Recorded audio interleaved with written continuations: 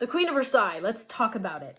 I was excited going into it, and I was less enthused leaving. So if you don't know, The Queen of Versailles tells the story of a very wealthy woman who wants to build her own House of Versailles in Florida. And then the 2008 recession hits, and then like a couple songs later, they're like, well, actually all of our money's back. Okay. You know when sometimes it feels like there's no point to a show? And I'm not saying like, oh, it was just so frilly, dancing and singing. That's not what I mean. I think those shows matter. It was escapism. Like, that is an important aspect of theater. There was a theme of this, I just don't know what it was. Like, they tried to say something, I'm just not sure what it was. All of the times they tried to make a social or political commentary just kind of fell flat because our protagonist is a billionaire who lavishly spends her money and doesn't seem to care, has multiple opportunities to change and doesn't. If it wasn't Christian Chenoweth, I think it would be insufferable to sit through. I don't think this woman's story should be told. I don't think her story deserves to be told. Had this very thinly used parallel to France. The show opens with Louis XIV. He's saying, I'm gonna build Versailles. Okay, cool. And then we cut to Jackie and she's like, I'm gonna build Versailles. Okay, haha, funny. But then they bring it back. And now she's Marie Antoinette. And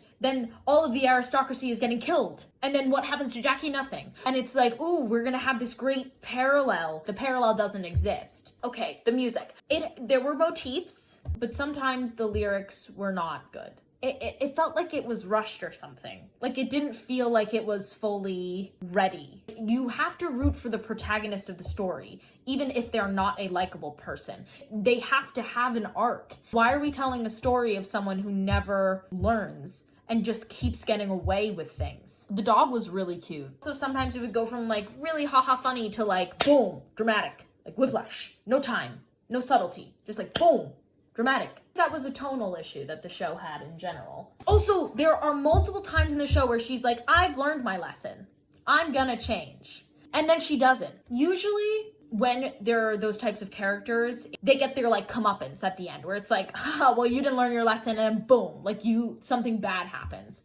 And like they try to do that, like people leave her, like she's very lonely at the end, lonely in her multi-million-dollar house. And I don't know, like the fact that this is just about a real person who is still doing this, still building this house. It could be a news story. Why is it a Broadway musical? I didn't learn anything I didn't know about the rich and wealthy from this musical. I don't know. Kristen Chenoweth was funny. Like I laughed. I had a good laugh. Ay.